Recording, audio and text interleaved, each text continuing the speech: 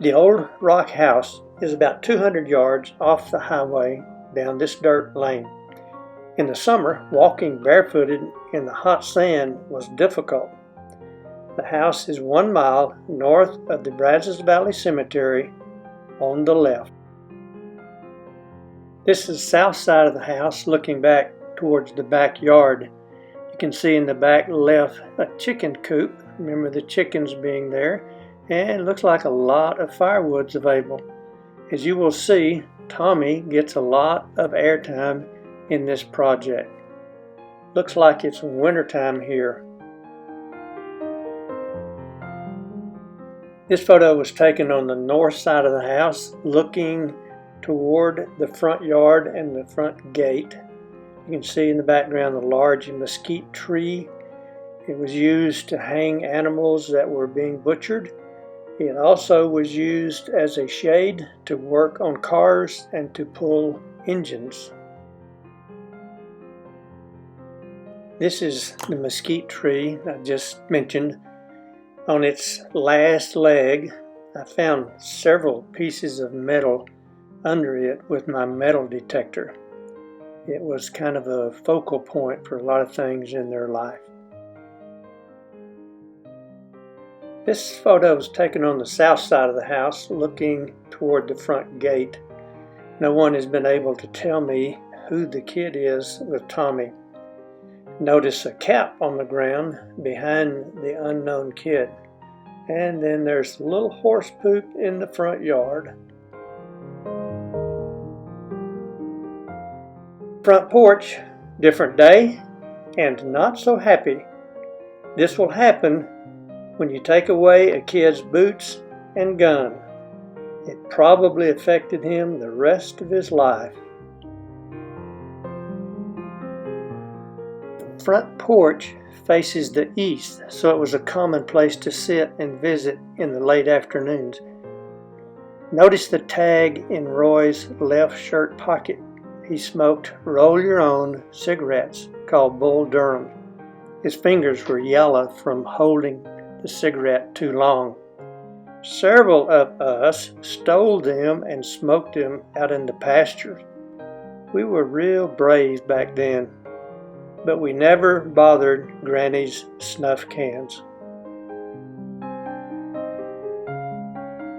One of the few photos where Roy and Alice are smiling. Tommy must have said something funny. Alice only had 3 or 4 dresses in her closet, so you will see her in the same one several times. Probably a Gospel Advocate paper in Roy's hand. He read them all the time. He read slowly, but he read them. This photo is front of the house on the south side. I used a program I have to add a little color to this negative, this photo. I noticed the photographer cut off Hap's head. I'm sure he or she felt Tommy was more important than his dad. Also, if you notice, he now has his gun on the left side instead of the right side. Don't know what about that. We're at the south side of the house towards the front. Do you recognize the shadow? Don't know who the baby or little girl are. From another photo I have, I'm wondering if the baby might not be Lester Hill Stud. The bed rails would certainly be worth something today, wouldn't they? On the front porch we have Lancine and Norma Hill. From the looks of their age, I had to be coming around the corner pretty shortly. You'll notice no shoes. I don't think any of us had shoes until we were 6 or 7 years old. If we did, we wouldn't wear them. Alice and Roy are dressed for church on the sidewalk in front of the house. He has his Bible open. Lancine and Norma are with them. This makes me think our mother, Alta Hill, is taking the photo. Church was important to them. Getting a smile out of this group just wasn't happening. Lila looks to be about the same age as her mother, Alice. Doyle has a cigarette in his hand. All 6 boys enjoyed their cigarettes and the alcohol. This is the only photo from the back of the house. You'll notice cup towels are hanging on the back porch, which was a common sight. The black bucket behind Roy was the slop bucket. Food scraps went here and then fed to the hogs. 2 kids would put a stick through the handle and carry it to the pig pen. The cistern for drinking water was on the back porch.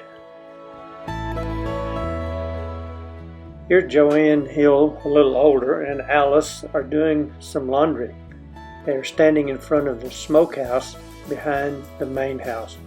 This is where fresh cut meat was salted down for preservation. Meat totally surrounded heavily by salt would not spoil. On the south side, you can see the front gate in the background.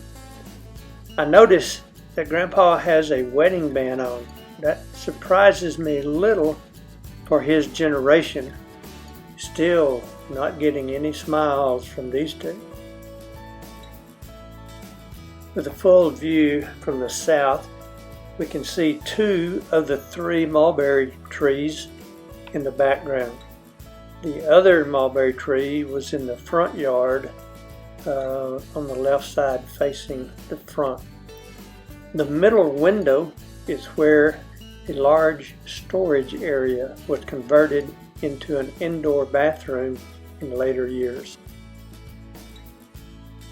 From the front view of the house, the 3rd mulberry tree would be to the left in the front yard. Grandkids would climb into the trees to eat ripe mulberries.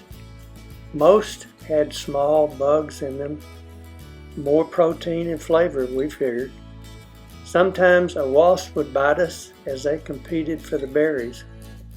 Granny also made preserves out of the berries. About 50 yards south of the house was the barn, the lots, windmill, and a watering trough. The trough was our swimming pool. Sometimes it had a lot of moss in it. When we got out, we had black moss all over us. It was squishy and could be 6 to 8 inches thick in the bottom, but that didn't seem to stop us.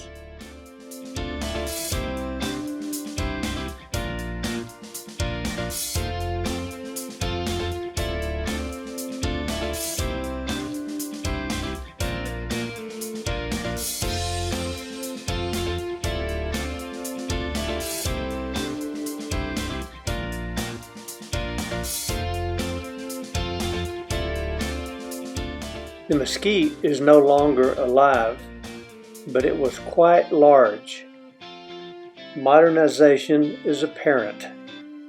The front porch has been replaced and some rocks on the front wall as well.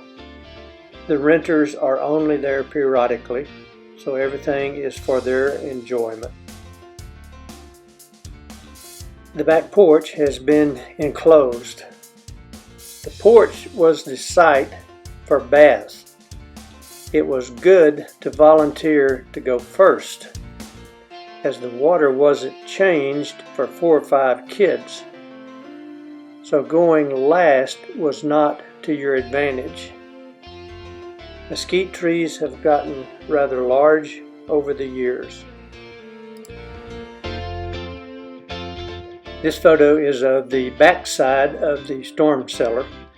The renter's trailer is in the background.